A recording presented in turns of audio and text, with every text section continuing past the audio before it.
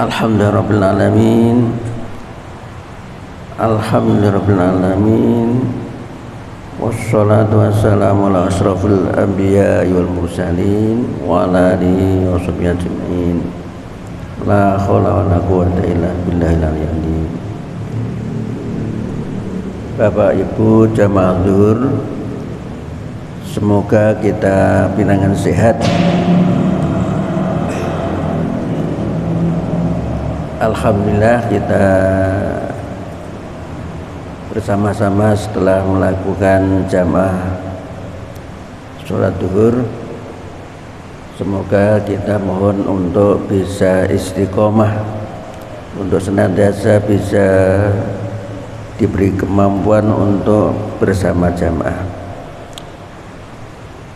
Pada kesempatan yang baik ini, marilah kita memahami kembali beberapa kisah zaman dahulu yang disampaikan oleh Rasulullah, adalah untuk pelajaran bagi kita mengambil hikmah dari peristiwa masa lalu. Hadisnya panjang, namun kami ambil masalahnya supaya nanti kita cepat memahami. Hadis yang diriwayatkan oleh Abu Hurairah bahwasanya Rasulullah pernah menyampaikan kejadian pada Bani Israel. Di kalangan Bani Israel itu disebutkan ada 3 orang yang dikenal kena penyakit apros. Apros itu belang. Yang kedua akro itu botak. Dan ketiga akma, buta. Jadi 3 orang pada Bani Israel, ada pertama penyakit belang. Oleh Rasulullah dikisahkan, kemudian datanglah malaikat kepada orang yang berpenyakit belang. Kemudian karena dia penyakit belang itu dia malu karena jijik. Nah, kemudian malaikat itu datang tanya, ayu syai'in ahabbu, apakah yang kamu inginkan? Yang belang itu dia ingin launun hasan wajildun hasan, ingin warna yang bagus dan kulit yang bagus. Maka kemudian usaplah oleh malaikat dan jadilah dia orang yang tampan, kulitnya bersih, belangnya hilang. Kemudian ayul amal ahabu, harta apa yang kamu inginkan? Setelah dia menjadi bagus, kemudian malaikat tanya, kamu ingin bondo apa? Ingin harta apa? Dia ingin al-ibil, unta. Maka dalam hadis diberikan unta yang bunting 10 bulan. Otomatis akan segera punya anak itu. Kemudian akhirnya orang yang belang tadi dengan diberikan unta, akhirnya hidupnya cukup dan berlimpah dengan unta yang banyak. Kemudian malaikat itu pergi ke orang yang botak kepalanya, pertanyaan sama, ayu senahabu, apa yang aku inginkan? Inginnya adalah roksun khas, ingin apa? Ingin rambut yang ingin sa'run, bukan roksun itu kepala, sa'run itu rambut. Ingin rambut yang bagus. Kemudian usaplah ya, kemudian botaknya hilang dan punya rambut yang indah. Dan kemudian dia tanya, ayul amal ahsan, apa afdol, apa ayu ahsan, apa ayu amal uhib, bondo apa sing mbok senengi? Dia minta bondo apa? Kemudian minta al-baqar, minta sapi. Nah, kemudian ditulis sapi. Dan akhirnya dengan sapi tadi dia kemudian bisa berternak dengan baik dan akhirnya menjadi orang kaya, sapinya banyak. Kemudian datang kepada yang buta, pertanyaan juga sama. Ayu syai'in ahabu, apa yang kamu senangi? Ya senangnya ya agar saya tidak buta dan bisa melihat orang banyak. Kemudian diusaplah dia, kemudian menjadi orang yang bisa melihat, matanya indah juga. Kemudian ditanya, ayul mal ahabu ilaik, harta apa yang kamu inginkan? Dia cuma albir, kambing itu, ini kambing. Dan singkat cerita, dalam waktu berjalan lama, yang belang sudah menjadi orang yang bagus, untanya banyak, menjadi orang yang kaya, terkenal. Yang botak juga demikian, yang matanya buta sudah bisa melihat dengan memelihara kambing, pokoknya cuma berapa tahun menjadi orang yang kaya. Pada kesempatan yang lain, malaikat itu datang jaga, tapi menampakkan diri datang kepada orang yang penyakit belang. Maka malaikat datang dengan tubuh yang belang. Ya, assalamualaikum. Maaf, ini saya orang miskin, saya penyakit belang, sangat-sangat butuh. Dalam perjalanan jauh ingin sekali untuk dapat bantuan seekor unta. Bagaimana jawabnya orang yang dulu penyakit belang? Maaf, saya tidak punya, masih banyak kebutuhan, tidak mungkin memberi pada kamu. Pokoknya dengan kasar menolaklah, pokoknya tidak. Nah, kemudian orang yang malaikat yang menjadi orang yang belang tadi, setahu saya dulu penjenengan juga penyakit seperti saya.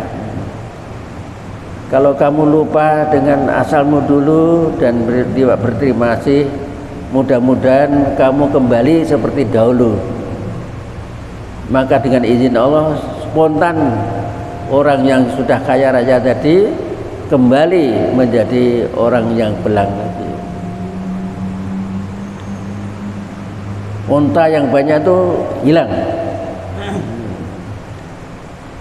lenyap, dan akhirnya dia jadi miskin kembali. Kemudian datanglah kepada yang botak. Waktu dia datang, malaikat datang kepada botak juga, dia menjadi orang yang botak. Ya, assalamualaikum warahmatullahi wabarakatuh. Maaf Tuhan, saya orang miskin dan penyakit buta ini, dan kami dalam perjalanan jauh, tolong saya bisa dapat bantuan untuk meneruskan perjalanan saya ini, karena lembu-lembu atau sapi penjenengan itu banyak, mbok saya minta satu saja untuk perjalanan. Jawabnya juga terus Pak, terus jawabnya, apa? Butuh saya masih banyak, yang saya tanggung masih banyak, tidak bisa aku memberi kamu. Nah, akhirnya kemudian malaikat yang botak tadi menjadi botak tadi, kalau begitu Tuhan dulu seingat saya juga botak seperti saya dan miskin.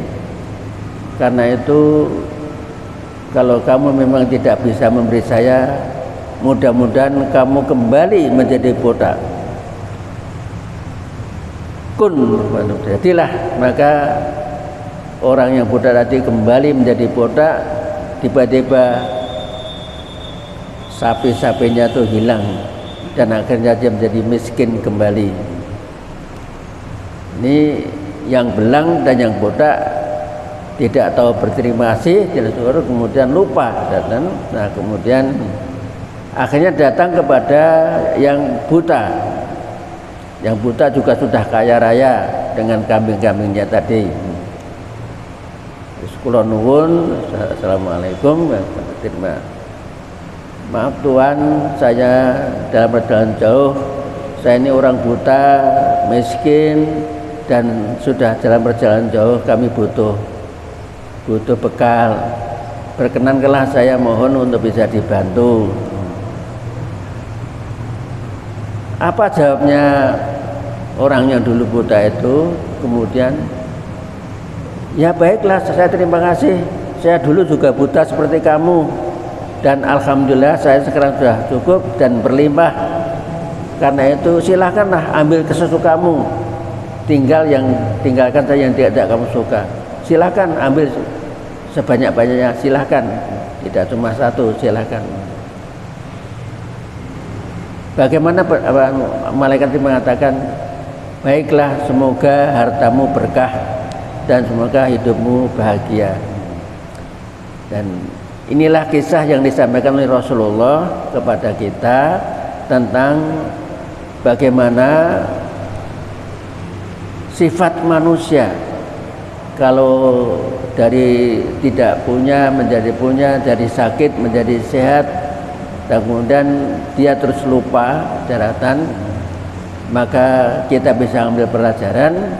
Justru orang yang sakit penyakit buta tadi bisa kita ambil contoh, walaupun diminta satu saja malah diberi sebanyak-banyaknya, silahkan ambil. Justru malah karena itu tepat sekali firman Allah, la in syakartum la azidannakum wa la in kafartum inna adzabi lasyadid. Jadi kalau kamu bersyukur, berterima kasih, malah kamu akan ditambah-tambah kenikmatannya itu. Sebaliknya kalau kamu ingkar, kamu nanti akan celaka malah. Oleh karena itu marilah kita ambil iktibar dalam kisah ini. Kita hendaknya menjadi orang yang cerdas. Orang cerdas dalam hadis riwayat Tirmidzi itu yaitu disebut al-qayyisu. Al-qayyisu adalah man dana nafsahu wa amila lima ba'dal maut.